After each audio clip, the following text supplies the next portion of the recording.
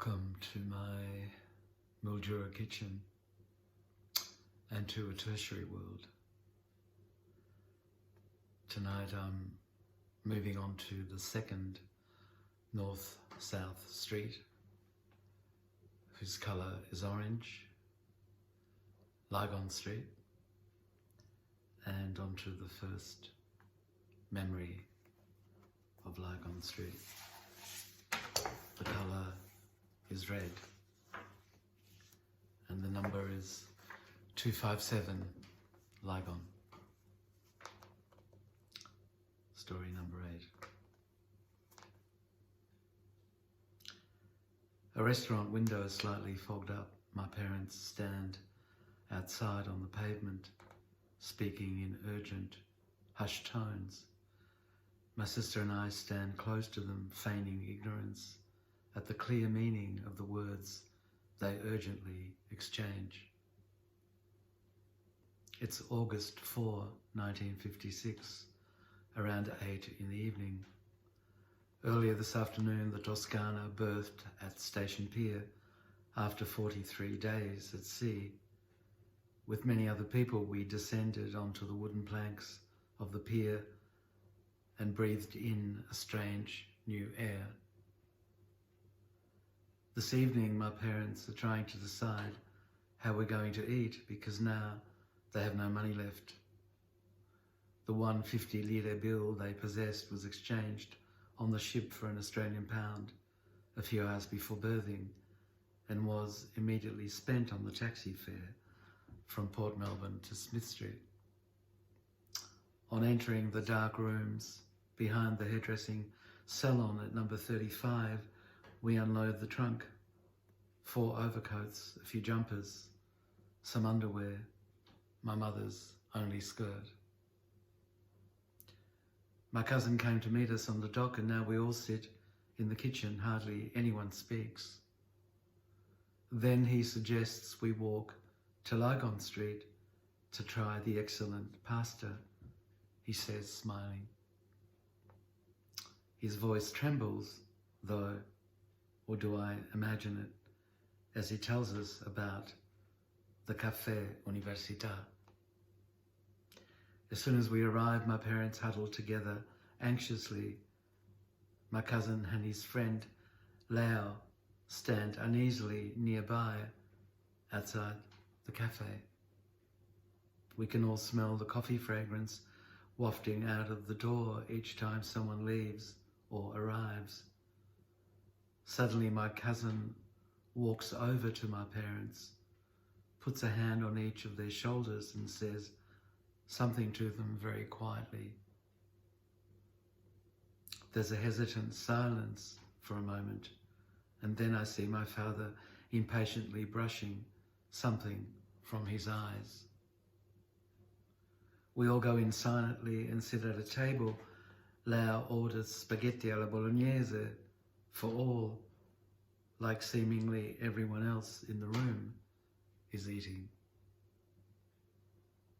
I can hear others speaking our language, though it's quietly, almost in whispers. For a moment, everything seems a little softer, as though the nightmare might perhaps now dissipate. But it's momentary, only the beginning. It will take decades to fully unfold. For now, everything seems as foggy inside the room as it does on the surface of its windows.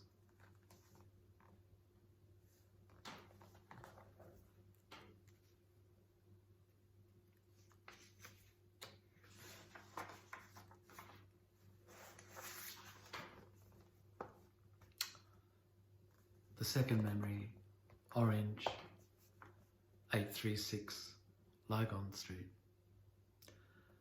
I don't remember going anywhere near Lygon Street for years after that. 12 months after that first dinner, we moved to Brighton, located to the south of the city alongside the bay. On winter mornings, my sister and I hear ships' horns as we often walk to school in a thick fog. We both silently wish we were on that ship, ploughing our way through the bay and then out into the Southern Ocean, heading firstly west and then after a few days directly northwards. In 1963 we moved back to North Carlton, and each morning I catch a tram, train and bus to travel to Brighton High School, the only constant I've known since arriving in Melbourne. Every day around 7 a.m. the tram rattles southwards along Lygon Street, filled with workers from the northern suburbs. When I get on at Richardson Street, I'm lucky if I can get to hold onto one of those leather straps hinged to the steel bar running along the tram's ceiling. Even if I can, it's hard not to touch someone's hand, and at times I prefer to ride the bumps and southern stops without support than to risk touching the hand of a stranger. Some mornings I look out onto the west side of the tram and see us passing by the cemetery, its perimeter lined with dark green cypresses. If by chance I happen to glance at the faces of my fellow travellers facing westwards, I have to instantly look away, just as they do when they glance at mine. The seemingly endless row of cypresses engenders a private silence, a deep, vulnerable thoughtfulness that cannot be scrutinised in strangers so early in the day. Some other mornings, though, when I get to stand on the eastern side of the tram, we all seem to look up as one as we pass a strange building called Kadima Hall. Everyone standing on this side of the tram seems soothed and comforted by its unusual bulk. It's shaped differently from other buildings in the city, like something from somewhere else and long ago. I believe that as we pass it, each of us begins to imagine the home we have left behind inside the cities we have come from. We close our eyes and inhale the fragrance emanating from the walls of each of our homes. Then we open them and perhaps contemplate the way a cushion might sit in the shadow of a corner under a windowsill. When the tram finally rolls to a stop at Princes Street, we're all abruptly returned to the present moment. Some hurry out, others move to the other side of the tram as though the reveries have exhausted them. Some years later, I noticed that Kadima Hall has somehow become the Isole Eolie social club.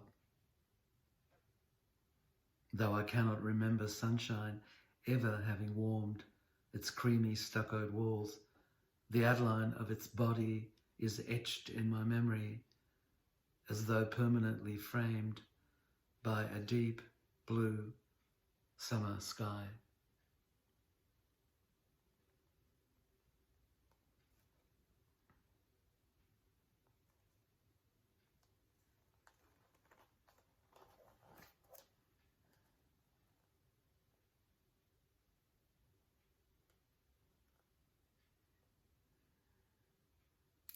Kadima Hall